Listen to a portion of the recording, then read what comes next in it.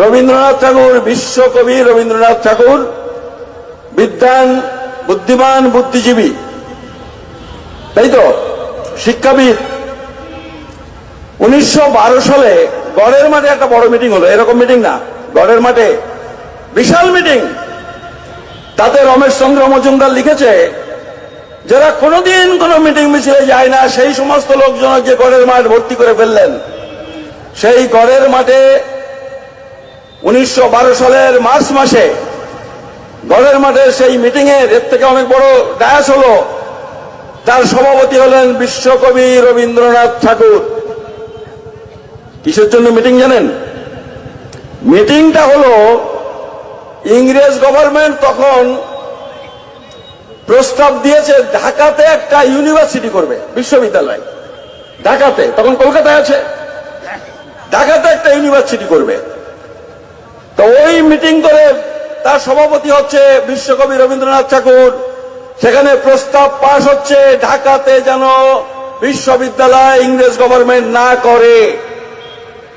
কেন বলেন তো?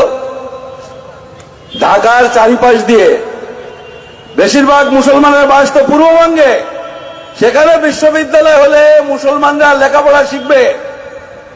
মুসলমানরা যদি লেখাপড়া শেখে তাহলে কায়েদবানের মর্যাদা থাকে না, মান থাকে না, সম্মান থাকে না। মুসলমানের ছেলে ডাক্তার, নমর ছেলে ডাক্তার, আবার বামুনের ছেলেও ডাক্তার, বামুনের জাতমান থাকে? বামুনের জাতমান থাকে না।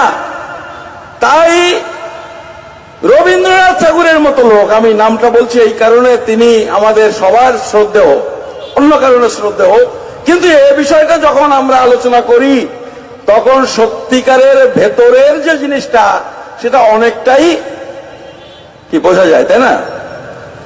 কতবার ডেপুটেশন দিয়েছিল ইংরেজ গভর্নমেন্টকে জানেন? আমাদের এখানকার বাবুরা। কোন বাবুরা? যারা 50 সালে মুসলমানদের ওই সংরক্ষণের 292, 294, 296 তারা রুখে দিয়েছিল।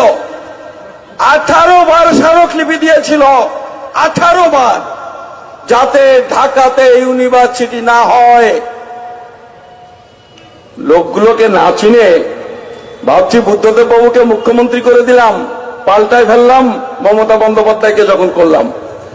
তার আগে সিদ্ধার্থ শঙ্কর রায়, তার আগে বিধানচন্দ্র রায়, ওই সব যারা মুসলমানদের লেখাপড়া শেখার রাস্তা বন্ধ করবার জন্য, ইউনিভার্সিটি করার জন্য 17-18 বার ডেপুটেশন দেয়।